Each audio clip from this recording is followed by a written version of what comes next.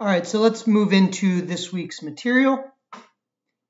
So we're going to kind of convene into market structures. We're going to start with command versus market, and then we're going to go into individual market structures.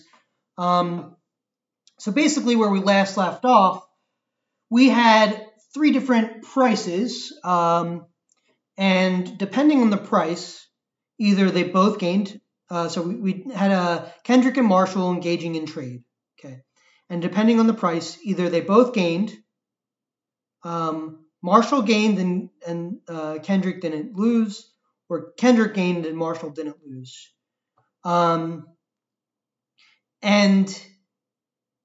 as far as efficiency goes, they were on the PPF, so they were considered producing efficiently. But then it's a matter of distribution.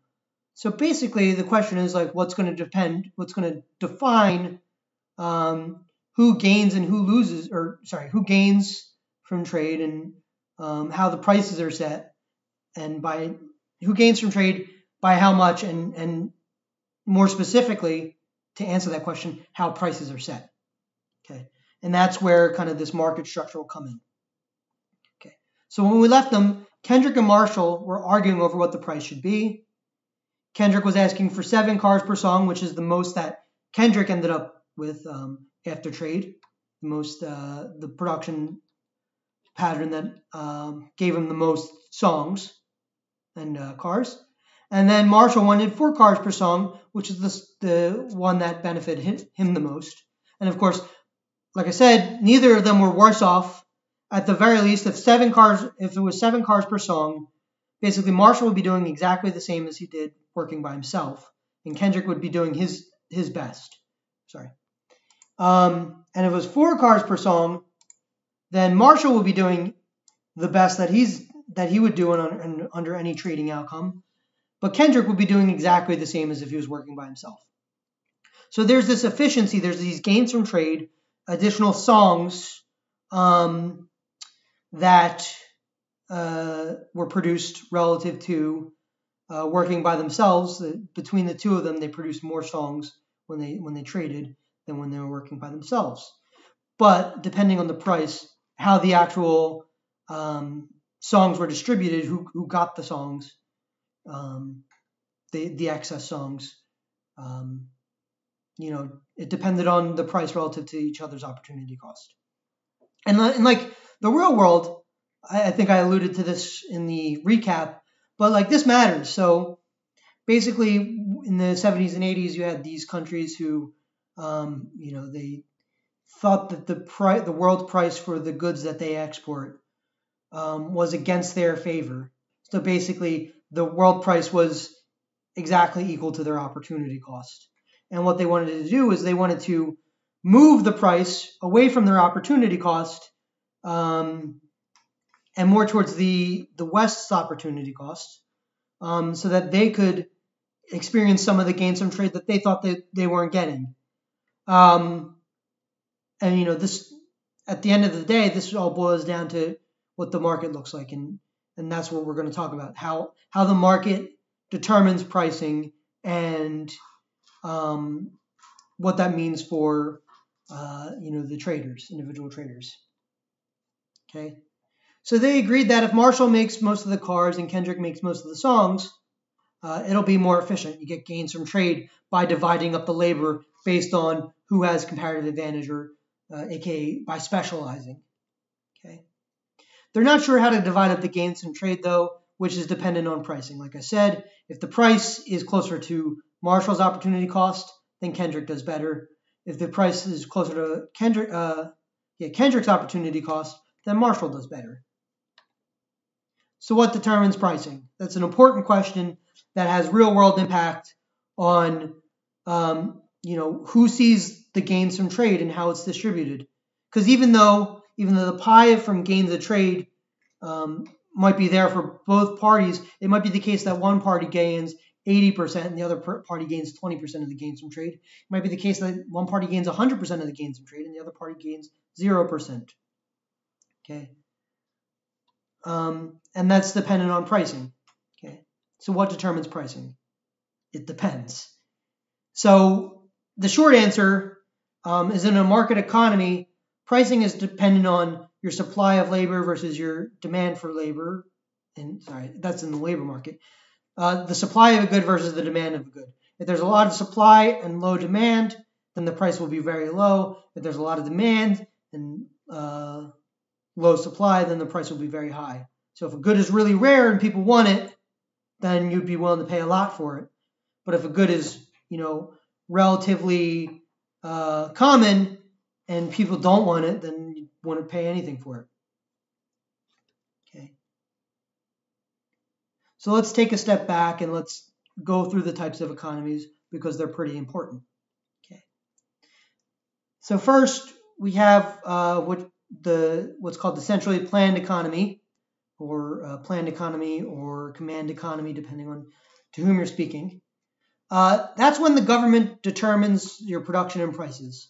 So essentially, you have a central committee, and they have some sort of target. So they might have like a 5-year plan. Okay, so typically this will be coming from a government. So a government, it doesn't have to be a dictator, or it could be a legislative body or something like that. But they'll have like a plan for how they want to produce in the next 5 years. So if I am the Chinese government, the Chinese Communist Party, my 5-year plan might be, okay, I'm going to have such a target for road building, I'm going to have such a target for agriculture, such a target for finance. Even though there's supposedly a communist country, they're more mixed nowadays because of a lot of reforms that they had in the 80s. And then such a target for like state-owned enterprise, like large industry or technology or something like that. Okay, so they set targets for how they want to produce, and then based on those targets, they'll set prices. So one of like the founding ideologies behind socialism or communism, or socialism and communism are usually pretty closely related to centrally planned economies. They're like a subset of centrally planned economies. But one of the defining features is that they say like from each according to his ability to each according to his need. So produce based on your ability, how much you can produce, and price based on who needs it the most. Okay, and in that sense, they're trying to get what we'll later define in the next lecture as productive and allocative efficiency, producing the most efficiently, like having the lowest cost producers produce, and having the highest utility consumers consume. So the people who want the good the most, or who need the good the most, should get the good, and the people who can produce the good with the lowest cost should produce it. And that's really the operating principle behind all these centrally planned economies. And as your book kind of goes on about the problem with that is they're usually top down.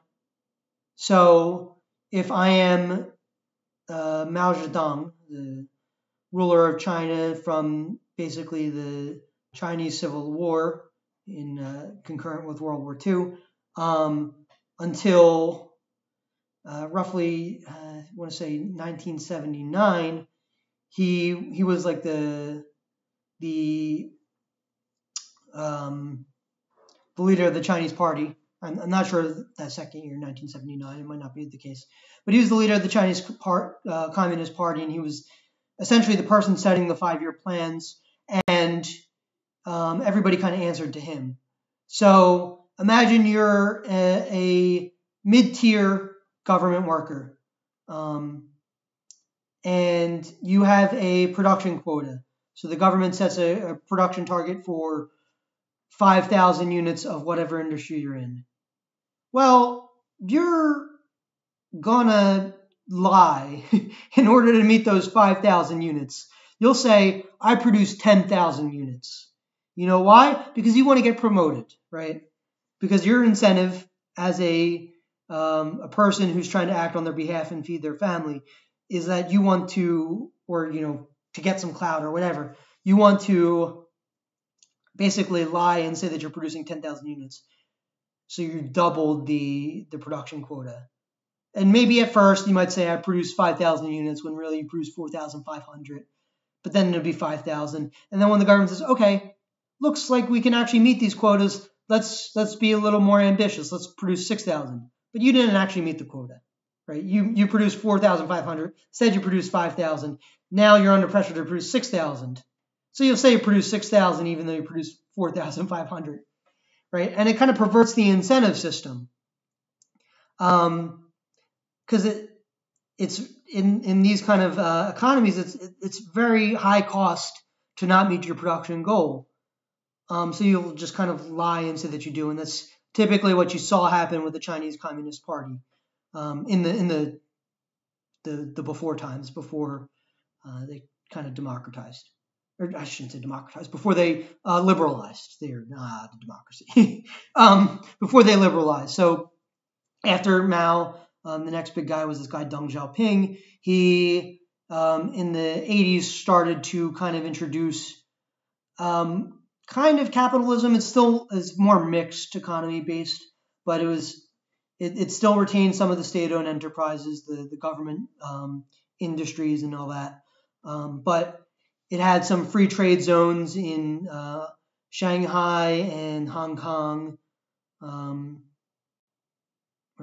Kong was British at the time, but it had some free trade zones in Shanghai, and I think like Shenzhen or something like that, but some free trade zones, and started introducing market reforms. So prices mattered more than just what the government set them to be, and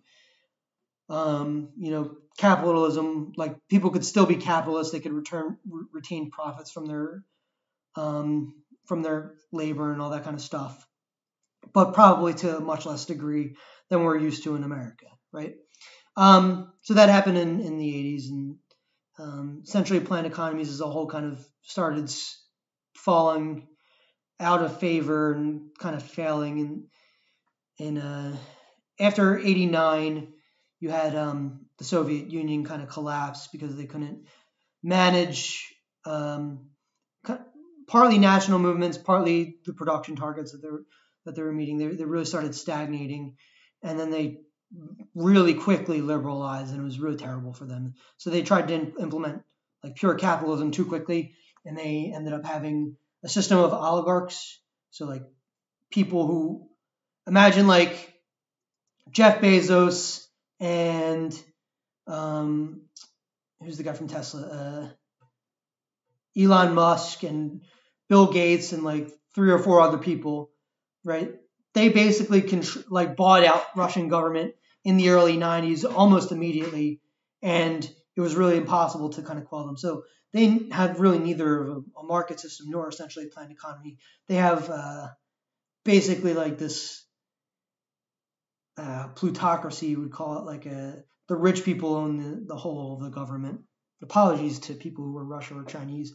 I'm not saying the American system is amazing either, because we kind of have a little bit of plutocracy here ourselves. But anyway, centrally planned economy started falling out of favor more or less in the late 80s, because China started market reforms in the early mid 80s. The Soviet Union fell, and the countries that the Soviet Union had benefacted, the countries that the Soviet Union was giving money to, also fell. But centrally planned economies basically kind of screw up this incentive system where a lot of people will say that they produce things where they didn't, or people will kind of steal just to get ahead. If you look at like post-Soviet like cultural studies, a lot of post-Soviet culture, so this is just like the whole Eastern Bloc, a lot of Eastern Europe,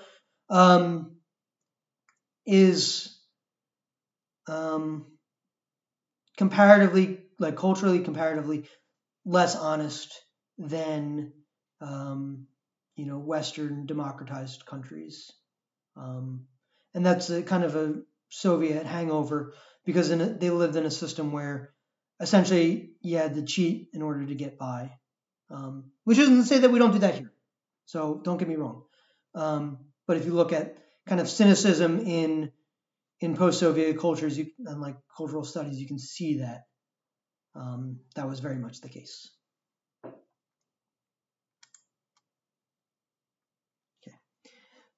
So the alternative system is a market economy. So this is an economy where prices are freely determined in markets where goods and services are openly exchanged.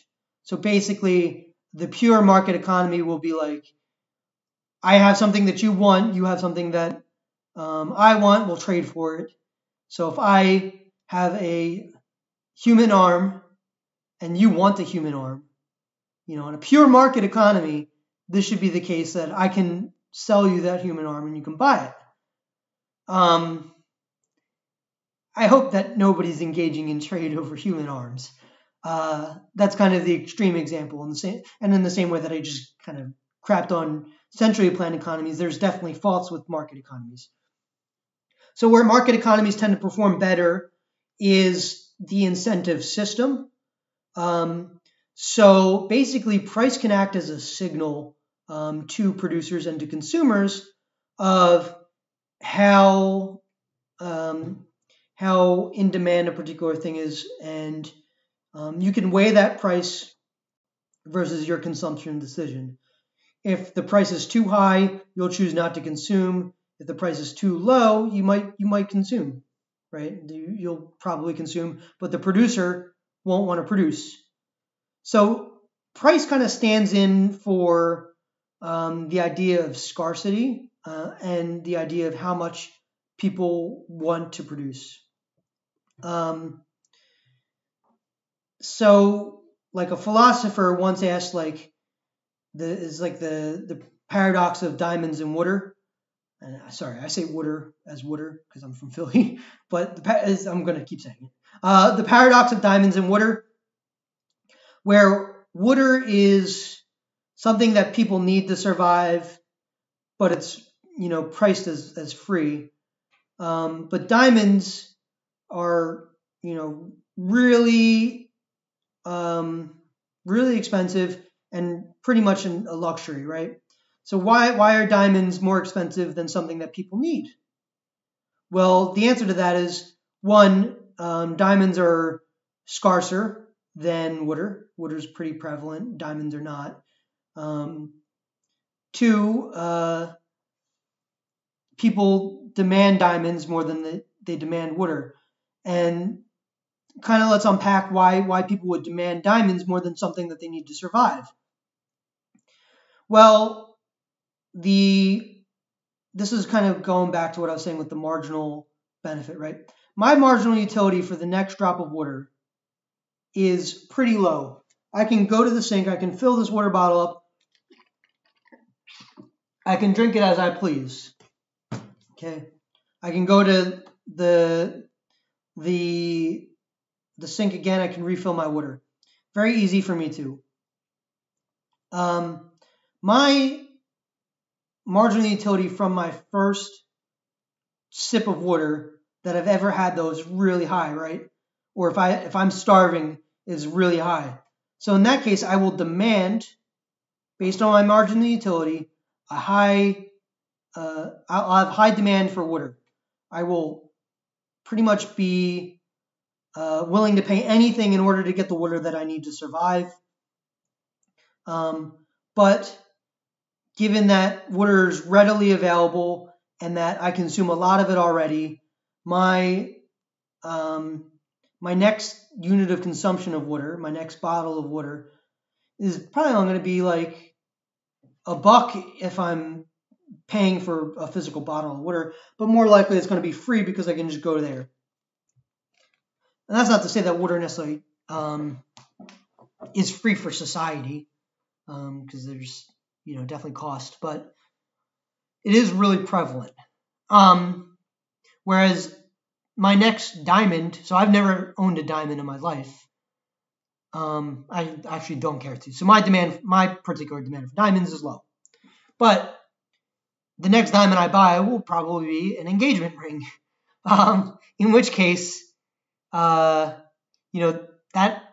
while it is a luxury, has a high symbolic value. And my marginal utility to buy that one diamond is going to be really high.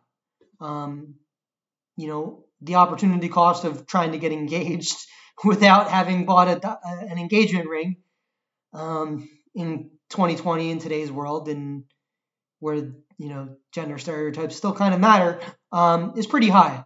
If I tried to get a crappy diamond, it wouldn't probably fly so well with whomever I choose to marry.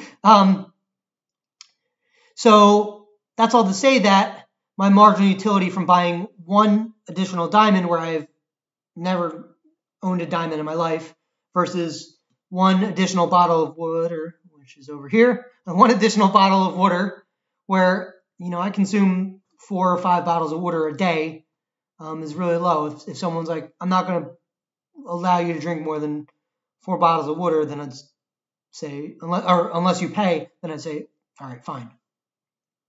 So price acts as a signal about the relative scarcity and the relative utility that people get from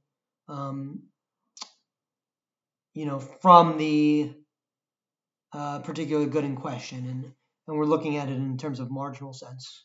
Okay, but at any rate, so market economies perform better in that price can act as a signal of where the market's at. So if all of a sudden there was a water shortage, as you know, there has been in like California, which has droughts and everything, the price of water will probably go up. And maybe water is a bad example because charging money for using your faucet is, not really how people see their water. But you have a water bill, right? So in a drought, the water bill is going to increase because the relative scarcity of water has dropped the supply of water, and people still have the same demand. So basically, when the price of water increases, you're going to try to use less water, even though you'd still like to use the same amount of water. So it's a signal to you as the consumer, oh, water is scarce. I kind of have to adjust my preferences or adjust my behaviors. And that happens pretty much instantly. The second water becomes scarce, you're basically told that producers don't want to produce water. In this case, probably the government's the only producer of water. But producers don't want to produce water. I have to adjust my price of water or adjust my expectations on my budget. So you might drop something else later, like drop another consumption good or something like that. But now you're starting to weigh the decision. Is the cost of the water the most beneficial use I can have?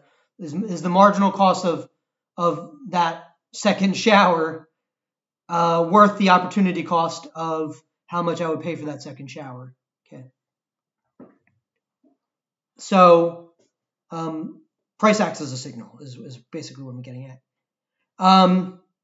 So market economies perform better because of prices, or perform better in the sense of price acting as an instantaneous signal allows people's incentives to behave kind of in the general incentive of the populace.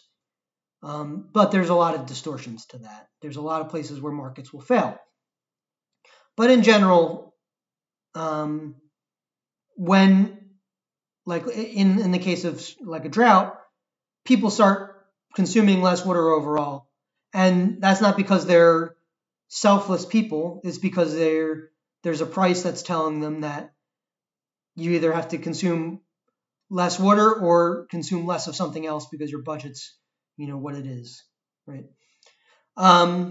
So markets kind of internalize people's incentives, so that people's incentives look like um, the country's incentives or the world's incentives. And this is the point where you should start questioning what I'm saying, because it doesn't always work. And in the next lecture, I will talk about where it fails. It's a thing called externalities. So right now, for instance, the government is not taxing pollution, right? They're not taxing carbon emissions. So there is no additional price of emitting additional units of carbon. So nobody is pricing into their behavior the cost of carbon. So there are times where that will fail, but in general, under particular circumstances, price can act as a better signal than the government telling you in general to produce in a certain way or not. Okay, but at any rate, so a market economy is an economy where prices are freely determined in markets, where goods and services are openly exchanged. I have something you want, you have something I want. Let's trade. Okay. Yeah, come on. So if I'm willing to pay for a good, and you're going to be compensated to produce that good, so you get what I pay, then we have a market. Okay. Prices determine what is made, how much, and who gets it. So imagine that we are in a drought. Okay. So there's a relative scarcity of water. But imagine I am Aquaman and I can produce water at will. Okay. What am I going to do? I'm going to enter into the California market. I'm going to make it rain. Okay. I'm going to produce that water. I guess that's more of a storm thing than Aquaman or whatever. Aquaman is DC. I'm screwing up my comics here. But imagine that I have the ability to produce water. I can then go to California, see that the prices are high, and that will the price being high will act as an incentive for me to produce in California, to produce water. I'm not doing that to be selfless. I'm not doing that to save the people of California. I'm doing it because I can get a lot of profit from it, because there's a relatively low number of producers relative to demand. Okay, so there's a high price. When I come in and I produce, or maybe there's 10 of us coming in producing, we're getting a profit. Eventually enough people enter, and there's no more drought. The price, you can't see my hand, but once there's no more drought, the price will decrease, because the demand relative to supply is going to, the supply relative to demand is going to increase. So naturally, the demand relative to supply is going to decrease, but the price is going to decrease as more producers enter the market. And like I said, they're not doing it to be selfless. They're doing it to make a profit. But in doing so, they're helping out the people who are in California who need that good. Okay. So prices determine what is made. When I see a high price, I want to enter that market. Okay. If I know that there's a high price and my opportunity cost is good, then I'll enter that market. If there's a low price, I'll probably leave that market, enter a different market. Okay. So that's price acting as a signal to producers. Before I told you about price acting as a signal to consumers. If the price is high, I have to cut back my consumption, not because I'm, being selfless to the other people in California, but because I care about my own budget. Okay. Price determines how much of something's made, so it's not just what is made. So if the price for water is high, then people will enter the water market, increasing the amount of water that's being made. Okay. Price also determines who gets it. So if the price is still high, only a select number of people are getting the amount of water that they want. As the price drops and drops, people are getting more and more water. So, the amount of people getting the water is going to increase. Presumably, everybody should be getting some amount of water, I would hope.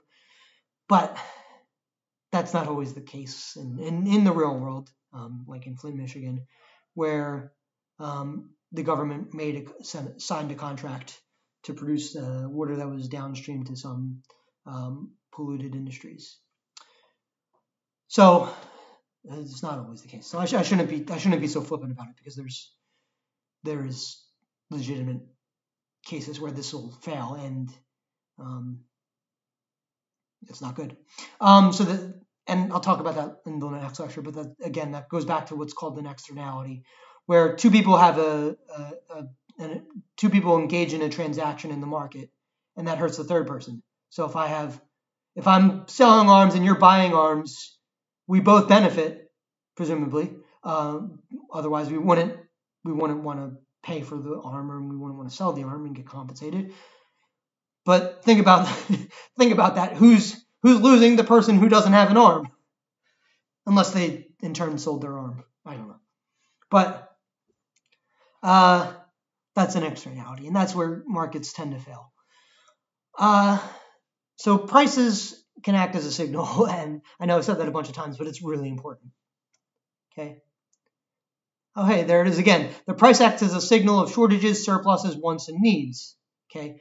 So the lower the amount of goods in the economy, the higher the price.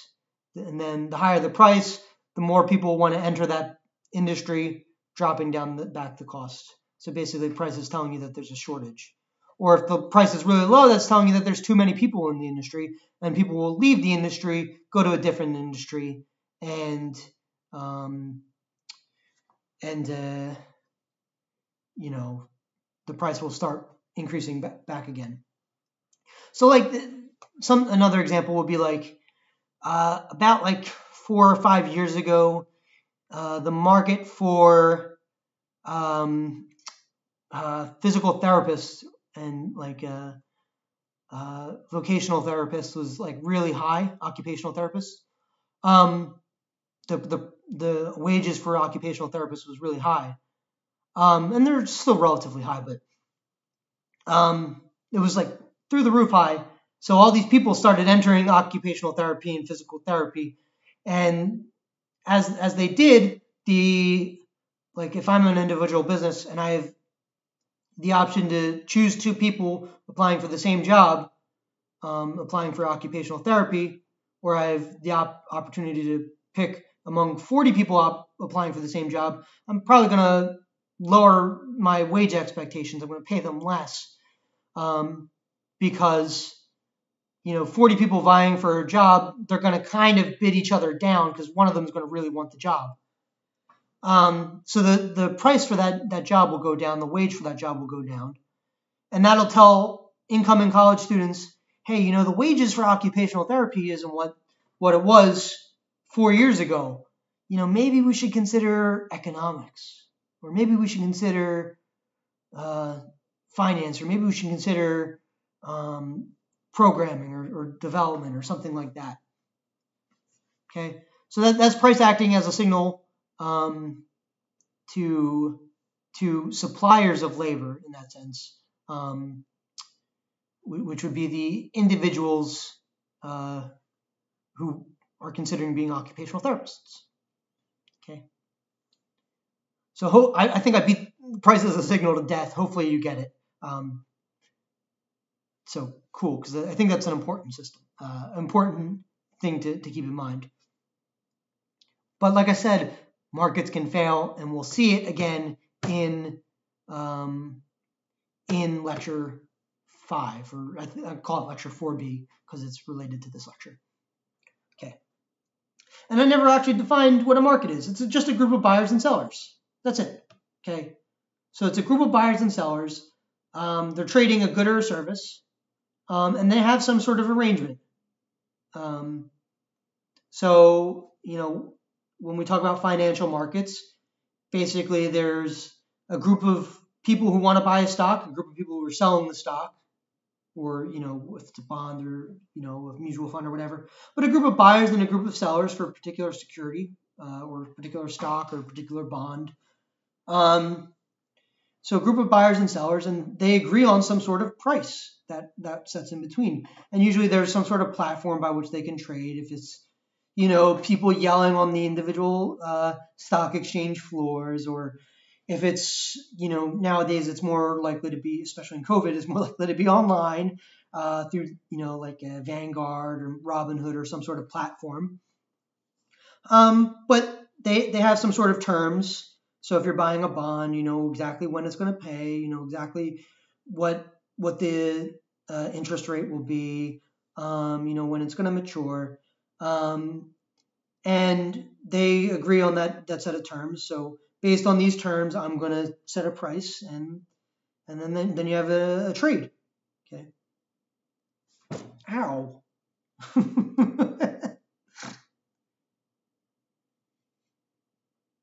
I'm going to leave that in. You guys get the benefit of that. You missed me get scratched by my cat, but you can see that.